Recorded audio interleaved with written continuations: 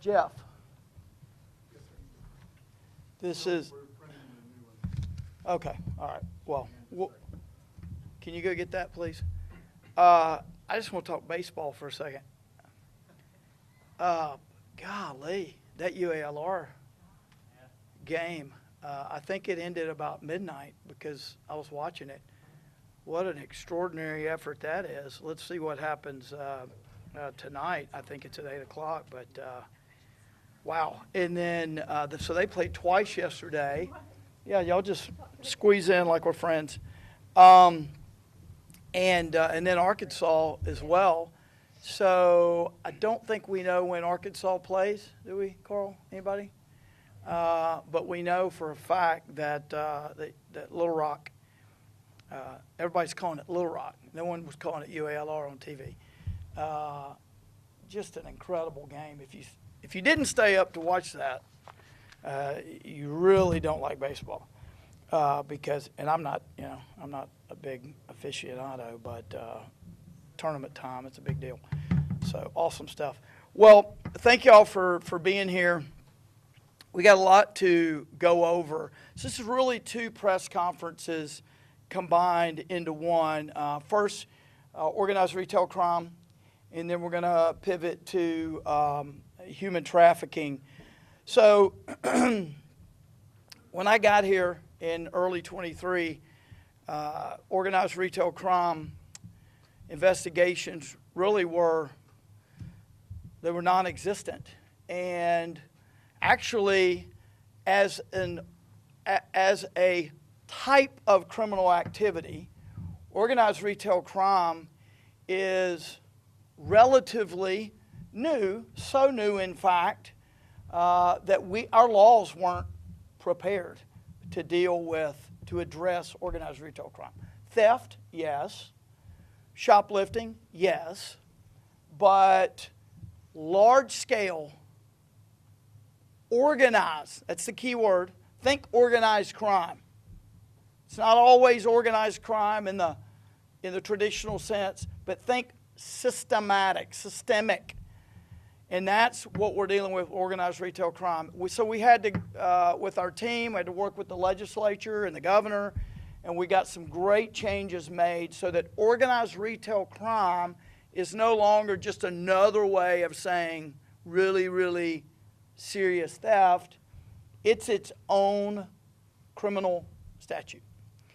And we're continuing to push on this. One of the ways that we did that is we joined up with Homeland Security, the feds, U.S. Department of Homeland Security. We were invited to be part of what we call, what they call LAMA, Louisiana, Alabama, or Arkansas, Mississippi, and Alabama. We call it ALMA for obvious reasons.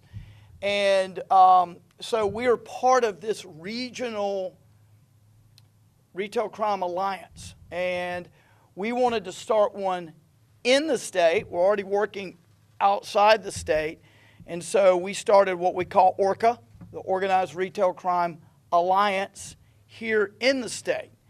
And I'm giving this background because it's really important to what we're going to talk about today. It's a partnership, and you're seeing some of those folks here. It's private sector people, a lot of them, whether it's Walmart, Walgreens, Lowe's, Home Depot, Academy Sports. I mean, the list goes on. And a lot of those actually were a part of the operation that we're going to go over today. But we work with the prosecutors, the elected prosecutors and their prosecutors in Arkansas.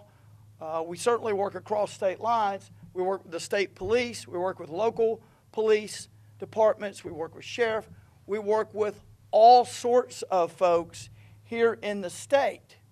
And what we are looking for are examples of systemic theft, highly sophisticated in many instances, not always. I think one of the trademarks is the volume that is stolen through organized retail crime. So what I want to talk about today, first of all, I want to recognize some of the folks that were helpful in our organized retail crime bust, which was last week, and it was focused on Jonesboro.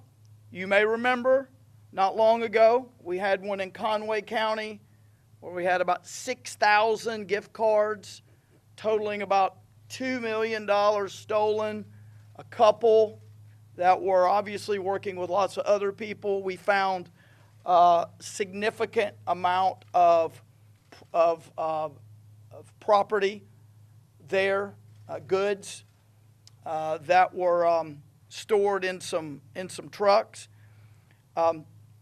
So this one focused on Jonesboro, and I want to thank a prosecuting attorney up there for the 2nd Judicial District, Sonia Haygood. She can't be here, but Gina Knight Nelson is here. Thank you for being here and being a part of this, Deputy Prosecuting Attorney.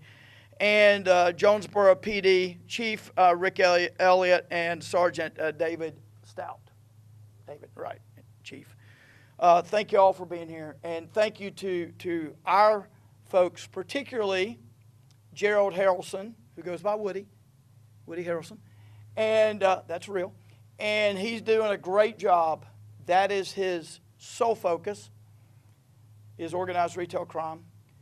We didn't have anyone working on organized retail crime when I got here. That's his thing all day, every day. So, this is a really interesting case. So, working with Jonesboro in particular, we were able to focus on 13 separate retail store locations.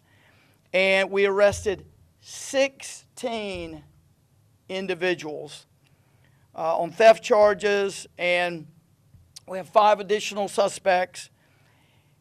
Here's the thing. When folks are engaged in criminal activity, they don't sort of draw a line and say, we only want to do this bad stuff. We're not going to do this because that's really criminal. They generally don't do that. Okay? So with that in mind, some of these suspects, we also were able to charge them with drug possession, tampering with evidence, forgery, etc.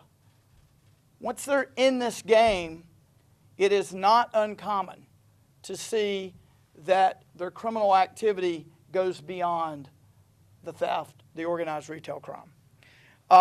In total, there were more than 60 charges brought as a result of this, about half felony charges. And this is what's really, really interesting. So, focusing on the Home Depot, and this is East Parker Road in Jonesboro. So, we've seen different ways that this organized retail crime is being conducted. In the last one, the big Conway County bust, and that's a huge one, but that one was manipulating gift cards and scanners. So it was high tech, but it was focused on gift cards. So this is what they were doing at this particular Home Depot in Jonesboro. Very sophisticated. So these individuals were identifying the items that they were going to steal. And the way they steal it is not traditional, okay? They're not just walking in, grabbing it, and walking out the door. That's not the way this particular criminal enterprise is being conducted. So in this case, they identify a high-end product, meaning an expensive product. In this particular case, it was an air conditioning unit, $700 air conditioning unit. And they print out their own little UPCs and put the price they want on it. So they are identifying the product, they are scanning the code. All of this is done prior. They take the sticker, they go in the store, they put their sticker over the sticker or the UPC that's already on the product, and they put it in their buggy, and they take it to the checkout, and they're checking out. They're actually paying something because, lo and behold, that $699 air conditioner, they decided that they were willing to pay $19.98 for it. And so they went up to the self-checkout, they scanned this air conditioner, and while one scanning and stealing $699 minus $19.98, the other person, criminal, was chit-chatting with the employee that sort of manages the self-checkout area. And fortunately, the employee was scratching their head saying, wait a minute, that disparity, $19.98, that's a really big sale for this AC. And so once that employee raised this issue, they fled, left the AC unit behind, and they fled. Now, how many other times have they done this? Have they done it successfully? Different places, different products, right? They can do different products, different places. They often get away. They can just go to the next destination, right? Right after that, Jonesboro, your officers located the suspect vehicle, stopped them, identified them, and there was another AC unit found in the car. So they didn't get that AC unit, but they had one already. One of the suspects told the officers after they left Home Depot, they drove to Lowe's and stole the AC unit that was in the truck. They just felt like they needed to tell their story right there. There was also a portable printer that they had used to print these out, and that was also in the car. And that investigation will continue. Now, this is what's interesting.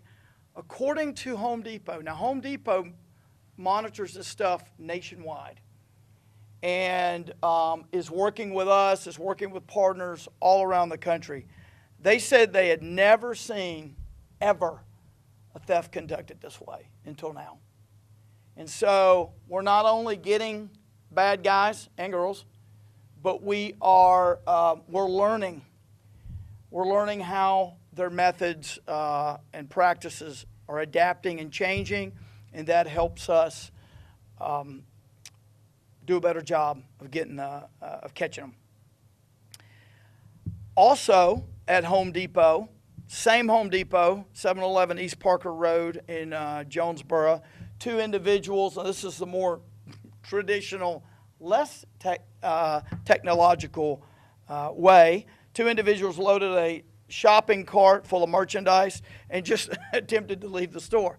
That's a little less sophisticated. They were obviously, some employees engaged them, and they refused to cooperate. They left the merchandise and fled the area in a Honda van, and they were quickly located, stopped, and they were arrested for theft of property.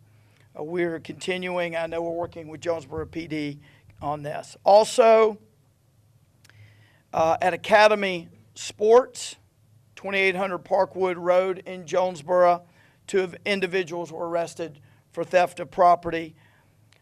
We located, Jonesboro PD located stolen items in their vehicle from Home Depot and Lowe's. And loss prevention folks from those stores confirmed that their stuff had been, those were products from their stores. Both of those suspects were charged with thefts from Academy Sports, Home Depot, and Lowe's, and we found meth and fentanyl in the vehicle and charged them with drug possession. So an example of they may be doing this sort of crime when we catch them, but they're often doing something else. As you know, fentanyl is killing lots and lots and lots of Arkansans and Americans. It's on the street, and you never know what's in it, and we have a big one pill can kill public awareness campaign just to educate people on, particularly college students, young people, on the dangers of that. I'd be remiss if I didn't tie the fentanyl to the next part of this press conference, which is China. You may or may not know, it's well documented, that the fentanyl that's on the street in the United States is manufactured south of the border, primarily in Mexico, with ingredients shipped from mainland China. And if you think that the government of China is trying to stop that, you would be wrong. This fits into what I've talked about before, which is gray zone warfare, which is China is able to kill Americans and to disrupt our societies and erode our social fabric without pulling a trigger. By doing things in our communities that degrade us as a society and destroy families. So that leads me to the next part of that, the next part of the press conference. So let me make sure I don't miss anybody. So the folks over here focused on the organized retail crime, the folks over here on the human trafficking. So from Hot Springs Police Department, Captain Larry Patrick, Michelle Lawrence and her chief deputy, Brock Price, that's prosecuting attorney for 18th Judicial District. I think it's East. That wasn't written here, but I don't remember. Thank you for being here. Amy Harkness with Reach. She basically she assists with the victims. And also Gretchen Smeltzer into the light, who's been real involved with our office. So you remember probably, hopefully, we had a press conference before where we raided numerous massage parlors around the state. One of the things that shocked me was that they were all tied to China. Every one of them were tied, every one of the massage parlors that we busted, I guess it was a couple months ago, all were tied to China. And if you'll remember, we had numerous victims, about 16 victims that were interviewed. I think we ended up having 5 or so felony arrests for the people that were running these massage parlors. All Chinese nationals, meaning Chinese, or individuals who were Chinese nationals but recently got citizenship. But there was a tie, there were ties to China in every single one of them. Since that time, I've had conversations with experts in human trafficking, international human trafficking. The China component is an international problem. This is how they're disrupting society in Europe. This is how they're disrupting society here. Yes, it's about money, but it's about something broader. It's that gray zone warfare I'm talking about. They are breaking up families and destroying our social fabric through these illicit massage parlors. Getting a lot of cash. Yes, they're able to basically fight, destroy in our country, and make money doing it, which is the opposite of a normal defense posture where you're spending a lot of money investing in arms. They're able to do this and make money. So in this particular case, on May 22nd, investigators from my office conducted a raid at AI Massage. I think on the outside it just says Massage, 3954 Central Avenue in Hot Springs. We had intelligence indicating that it was facilitating, that massage parlor was facilitating prostitution and enabling human trafficking. I want to thank JT, who's back here. I want to thank Walter and Wayne, all from our office. I'd be remiss if I didn't thank them. They are focused on this like a laser beam, and this is only the beginning. This particular operation mirrored some of the ones before. How so? Well, this too was Chinese based. What do I mean by that? Well, none of the bosses were there. There were victims there. All Chinese nationals. Okay? Like the others, we found a lot of cash. You can see some of it here. This is more than $22,000 in cash. There's also currency here from Turkey, Thailand, and Colombia. Now, there was evidence that we uncovered that indicates that it is exactly what we said, or we say, which is illicit sexual activity, prostitution going on in these massage parlors. We not only talked to the victims to confirm it, there were about 100 condoms there, which normally would not be at a spa, one would think, would not be there. So that was a piece of evidence consistent with our belief. Also, there was what is believed to be a home remedy that they had there that is used to treat sexually transmitted infections and disease. Also implying that sexual activity was going on. So one of the victims, just like the first series of busts, one of the victims indicated that she came to the United States just like the last bust, where we had one who responded to an online ad in China for work, not sex work, but just work of some sort, right? Apparently didn't know they were going to be involved in illicit sexual activity, responds to an ad for work in China. They facilitate that individual coming to the U.S. How did they do that? Did they just fly into the U.S.? No, they did not. I wonder why. Because that was more difficult, in theory. So, they paid for her to fly from China to Mexico. And then she, like the other that we talked about at our last press conference, she walked across the border. Now, that's not recent, but at the time we had a pretty open border. We all know the history of that.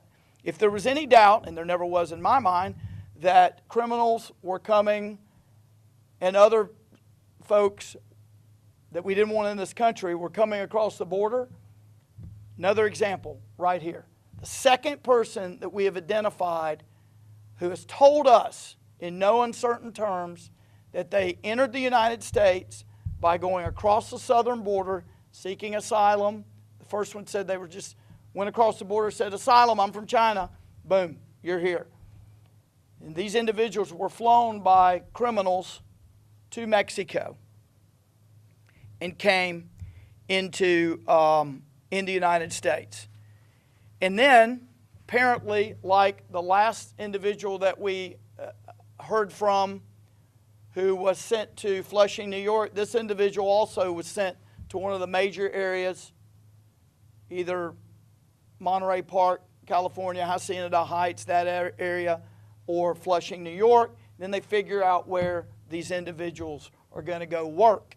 It's not exactly the kind of work that they responded to in the ad, and that's why it's basically sex slaves. One of the individuals the last time said she was working 13-hour days, 7 days a week. You have something similar going on here. Now, we did not arrest any of the bosses in this particular bus because they weren't there at the time. That may or may not have something to do with the activity of this office and what we've been doing. Now, what was really interesting here is we have an example of, I think I've got all the information I need to redact it. Yeah. So this is a wire transfer document that was found in the search where an individual went to a store on Central Avenue and transferred money to China. How do I know it's China? Well, because it says China. Expected foreign country payout location, China. Transfer amount, $2,800. That would be $2,800 in U.S. currency, what we call hard currency in the international currency market, going to China. It's got the individual's name it was sent to in China, and it's got the individual's name who was doing the sending. I can guarantee you this is happening all the time. All the time. They're doing a lot of business in cash, and they're moving that cash back to China via wire transfers.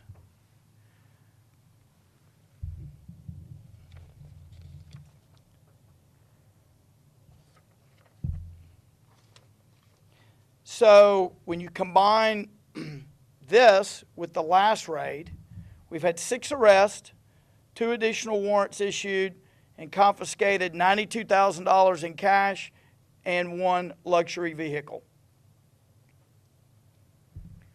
Okay. I missed anything? Missed anything? All good? Didn't say anything incorrect you want to fix? Okay. Any questions? Yes. Are you actively looking for these suspects in the massage parlor case right now, or do you believe they're still in the U.S.? Anything like that that you can tell us? Let me just say that we are just beginning our investigation into all of these illicit massage parlors. So I'll just say generally, we're following every lead we have. I'm committed to providing as many resources to this as I can. If I need to go back to the legislature, I will. This is a major, major problem. And as you can see with a lot of this activity, one criminal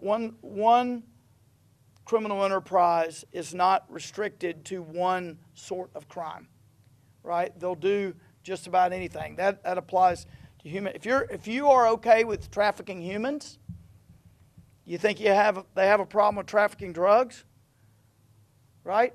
So this is a major deal. We're going to chase them all down. I won't get into the weeds. I will tell you that there are thousands of these Chinese-based illicit massage parlors destroying communities, destroying marriages, sending money back to China all over the United States. Thousands.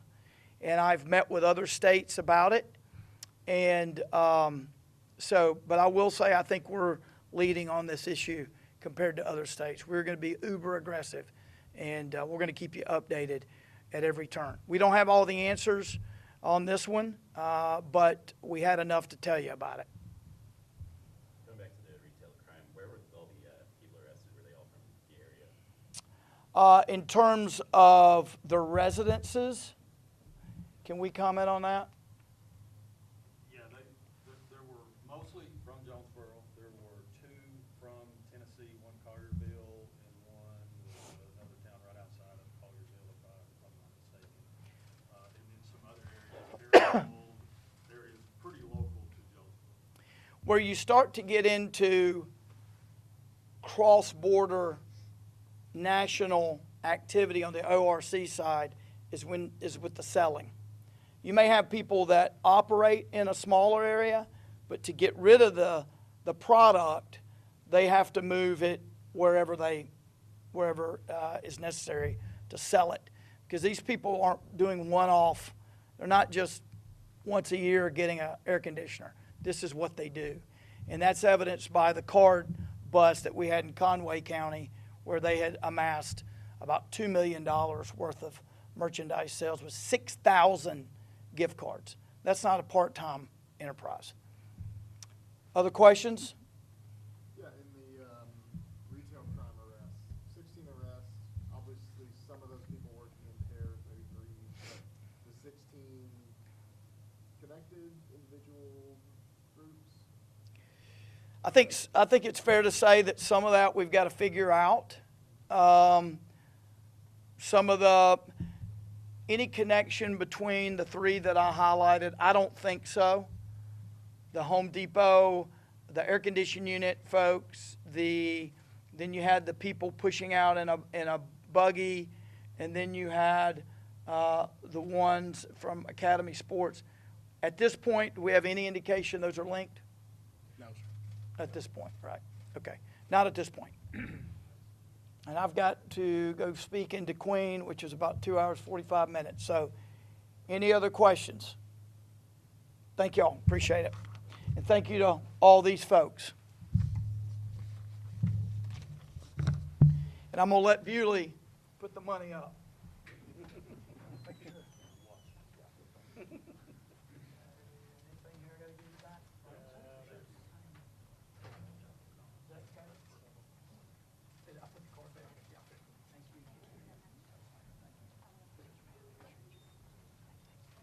Thanks, sir. It's okay.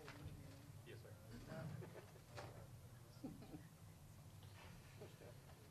All right.